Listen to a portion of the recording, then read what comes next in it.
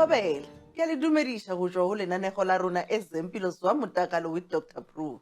Lenanego le bolela ka malwetse ka kakaretso ao re fokola ka ona. Hape le thusa le go ruta bana le batswadi ka moka ka malwetse a go fapafapana. Kanti siyazi from the 1st of August until 27 saka August iviki leli silibiza ngokuthi i-breastfeeding awareness week. Phela siyazi sonke abantu esikhona la emhlabeni ngaphambi kokuba sicale ukudla i-solid food sicela ngakho phela ukuncela i-ada ibele likamake noma isikotela. Nje phake njengenjwayelo angihambi ngedwa ngino Rhoyda Singwane oyi-dietitian ozosichazela kabanzi ngokuthi from ukuncela kwethu libele sikhula kanjani kanti uma sidla sicala nini ukudla kanti nokudla okubalekile. Ngikwamukele Rhoyda. Ngiyabonga Dr. Thank you for the opportunity. Ngiyabulisa nababukeli ekhaya. Ms Rhoyda Singwane, and it's quite a pleasure to be here today. Sibonga kakhulu ukuthi ube nathi namhlanje. Sisi Rhoyda, ungamchazela umbukeli osekhaya ukuthi ubani uRhoyda Singwane? Okay, Rhoyda Singwane is a qualified dietitian. I did my nutrition education at University of Limpopo, and to study for the dietetics degree is about 4 years. After completion, then I started working for the Department of Health. I worked for the Department of Health until 2015. Then that's when I vacated my post from the Department of Health. Currently, I'm a private practicing dietitian based here in Mpumalanga. I'm mostly seeing patients in Kiat and also Mediclinic and also in my offices. Rhoyda, there's dietitians, there's a nutritionist. Yes. Okay, the two professions, normally people, they interchange them. But mainly what differentiates me as a dietitian from my other colleagues, which are nutritionists, is to say as dietitians, we are trained to be more of medical based. We offer more medical nutrition therapy, which is more clinical based. So we have to see, we are more allowed to see patients who have chronic conditions, or we are seeing one-on-one based kind of a patient approach. But with my colleagues nutritionists, they are more community based. They can do more of promotion of health through nutrition. They're not licensed enough to go and do more of medical nutrition therapy that we as dietitians can do. So motho ko hae o nyaka go ba dietitian go tseya sebaka se se kana kanang gape Okay. It takes about 4 years for most universities in South Africa to qualify as a dietitian, and most universities that offer it, or some of the universities that offers it here in South Africa, as I said, I studied at the University of Limpopo, which is TEFLOP. Then we also have dietetics offered at Sefako Makgato. We also have it offered at University of Pretoria. We also have offered at the University of Stellenbosch. Oh, okay. To name the few, yes. This week, 1 to 7 August, give breastfeeding awareness. Yes, yes. Worldwide. Worldwide, yes. What is this week all about? Yeah, the world, the breastfeeding week awareness is mostly celebrated around 120 countries in the world. So mostly the main idea of it is just to support breastfeeding. As you know, that breastfeeding nowadays it's going down. Like it is also said that in Africa, South Africa has got the lowest rate of mothers who breastfeed their babies, which is quite sad, because if we can have babies which are more breastfed, we can have less mortality rate in terms of our children's deaths. According to WHO, it says about 600 babies can be saved by just breastfeeding a year, because breastfed babies have got a better chance of survival. They've got a better chance of not getting infections, which are mostly prone to be developing or to be seen in non-breastfed babies. And this year's theme is about step up. Let's educate and support breastfeeding. So we are here today to advocate that, to say let's step up and support breastfeeding, to make sure that our mothers, they do have the enough support they need for them to be able to exclusively breastfeed and to feed our babies and save the future of our country, because that's where it also starts. Step up and support breastfeeding. Yes. Rhoyda, breastfeeding. Yes. Important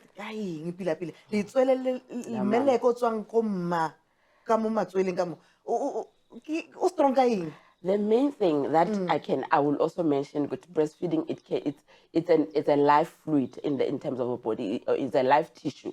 So it basically means when the mother breastfeeds the baby, she transfers her immunity actually to the baby. So in breast milk, we've got antibodies, we've got all those things which are immunonutrients, which are going to help in terms of building the immunity of the child, which you don't get it on the other replacement feeding options that mothers can choose. Also, breastfed babies, it has been shown that they've got a better cognitive development in terms of being brighter at school, performing good. It's mainly because neurological development in breastfed babies is quite high compared to those who are not breastfed. So also breastfeeding, it also helps in terms of dealing with inequality. When I talk about inequality, I talk about if the child is not breastfed, the child gets sick, the child develops malnutrition, it means the child's performance in the future or in the later stage of life is going to be compromised, because that child won't be performing as good as compared to those who do get the good foundation of good nutrition when they're still a child. So those are the main things that our mothers should be knowing, to say, let's breastfeed our children to make them, to secure the future of the country and to make them to be more compatible and to be more competitive in terms of economic running of the country and development of the whole country. So it's not just about me and the mother, but also it saves so much more in terms of the country cost of medical bills, in terms of us as a country developing and fighting things like malnutrition, in terms of us as a country fighting and being able to reach to our strategic developmental goals as a country. So breastfeeding, it is a way to go, as I can advocate for it today, ma'am. So. Go na le batswadi ba bangwe, especially bo mme, o kry gore vele wa zama wa mmea ngwana o zama gore a mo ncancise, ba bangwe ba le depression ya gore why I don't have milk. Yes. What's happening exactly? What is mostly happening there, it might be mostly because of the time of initiation of breastfeeding is quite critical. You know, when the baby is born, we always advocate for skin to skin, for the child to be attached to the mother, so that the suckling and the development of the milk production can start. But mostly you might find that after the child is born, the child is removed from the mother. And when the child is removed from the mother, there's a high chances of other things are offered to the baby before the mother can come. And remember, the stomach of the child is very small. By the time they return your baby, the baby maybe is fed something else. And remember, that time is about 7.5 mils of the capacity of the stomach. Then the baby won't have the energy to suckle, and suckling is when milk production comes. So the sooner we attach the baby to the mother's breast, the more suckling comes, the more milk production will also start to happen. So, but we do have cases where breastfeeding can be difficult, or it cannot be indicated, like when a mother has, the baby's got galactosemia, which is some rare condition. Then in those, we do recommend that replacement feeding can be an option to help the child to also survive. Oh, okay. For ngwana since a tlo gola and then re berekisa mmeleke. In fact, Rabu Rhoyda, a re tse break hanyane re tlo bua re feletse ka topic ya rena ya breastfeeding. Thank you, Dr.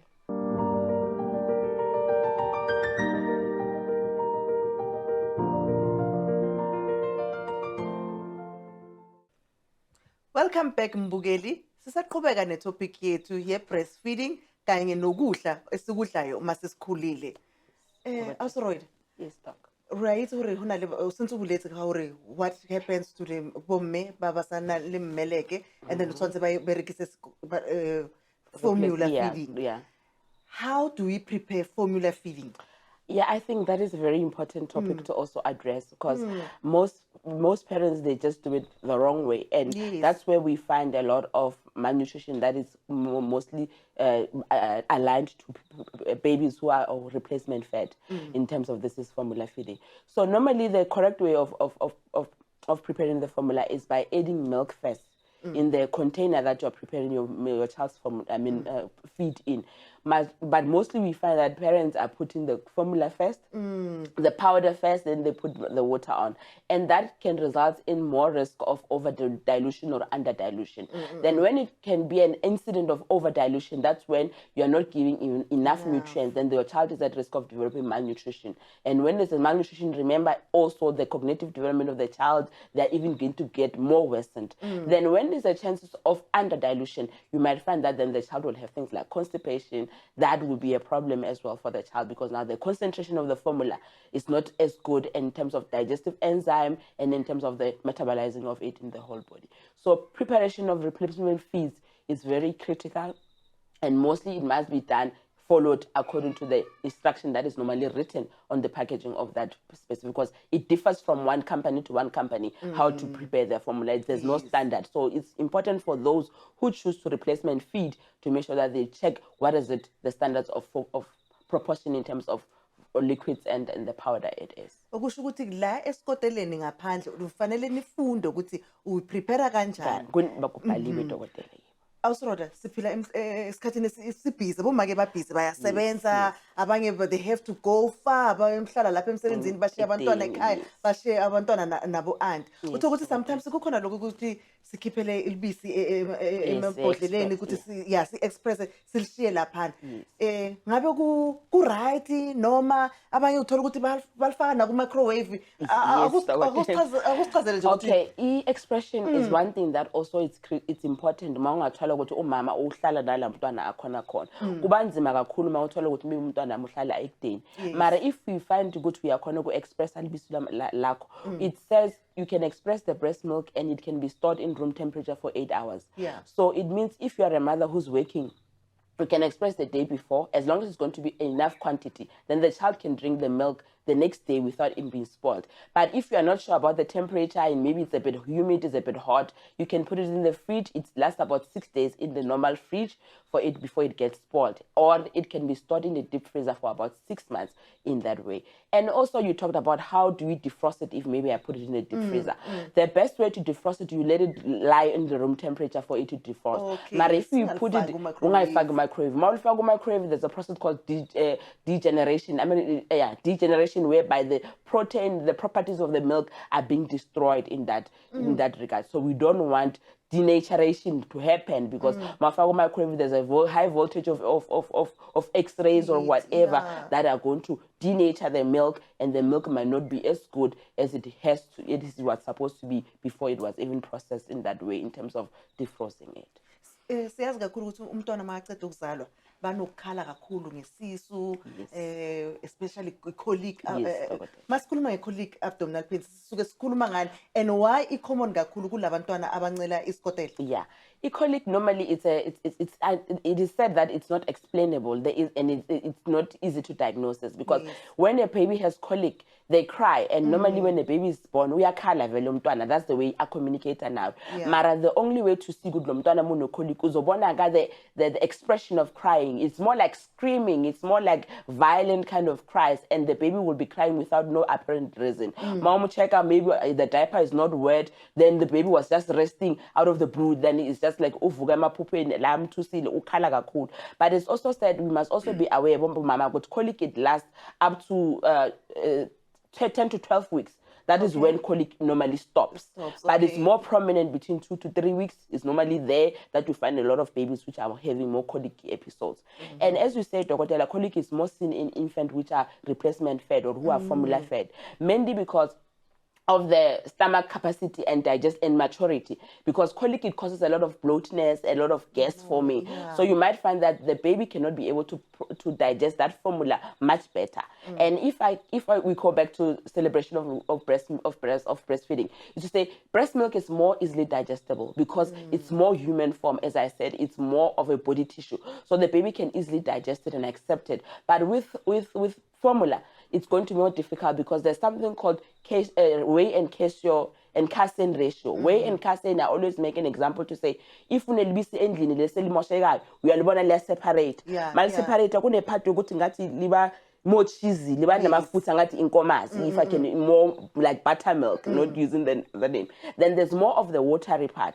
So our breast milk, the breast milk is mostly made of the more watery part because it's got 70% of the watery part, then the 30% of the more cuddly part. But mostly formulas, it's 60-40, so it means it's got more. Yes, it's got about 60% of the watery part, but it's got 40% of the cuddlery part, of the cuddling part. And that cuddling part becomes more difficult for the baby to digest because they don't have enough lipase, which is the fat enzyme, which helps in terms of digesting all the fat that comes with that amount of fat that we come from replacement feeding. Kanti-ke sicala nini umntwana ukumfunza ukudla manje? Sicala nini ama-solid food Thank you, Doc. ebantwaneni? Main thing, we say exclusive breastfeeding for 6 months. For 6 months, yes. Please, exclusive breastfeeding for 6 months. And when we talk about 6 months, we say in the 6 months, your baby gets everything. There's no need to put my water and all those things because the baby's thirst can be quenched very well in the first 6 months, and it provides 100% nutritional development, nutritional needs of that child in that part of the child development. Then the correct age of starting solids is up from 6 months upwards. When your child has actually made 6 months, that's when you can start to introduce solids. But also the solids that we introduce are very important. We always want from mothers to introducing very sweet kind of solids that can make the baby to get more used to sugary stuff. And when you're going to introduce bland kind of foods or more quiet kind of foods, then the baby might not like it. And we must know that most nutrition we get it from more blends of kind of foods. Like we can look at in terms of our vegetables, they have more fiber, they've got more nutrients compared to more of our fruits and juices and things like that, because the sugary part can be more and the baby can feel fuller quicker without actually getting enough nutrients that the baby might require for the day. So 6 months, it is the correct time to introduce solids. Then, and also the type of solids that we introduce are very critical. Ungayikude mbukeli, sisaphuza nje itiye, siyabuya khona manje sisaqhubeka nodaba lwethu.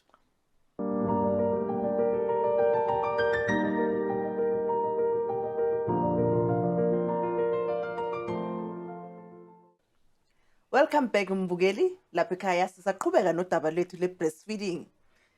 Awusorole, hona le batswadi ba bangwe go kry-a gore ba tlo berekisa breastfeed motho ngwana, I mean, and then a fetse a berekisa hape le formula, ntho e re bitsang ka mixed feeding. Yes, Doctor. What problem does it have, mixed feeding? Mixed feeding, most of the time, it creates confusion in terms. Remember, I said the gut of the baby is not developed that much. So it might result in complications like diarrhea, constipation, and things like that. So it's something that we actually want to try and warn mothers against not to do. So if you are a mother who's breastfeeding, especially in the first 6 months, because we're talking about exclusive breastfeeding, try and express as much as possible so that you find yourself avoiding that part. But when the milk is introduced, maybe after introduction of solids and things, after that age, it's quite better. It's more acceptable. The gut of the baby has developed to a certain degree. So it's going to be much tolerable compared to when it's all mixed up at a go.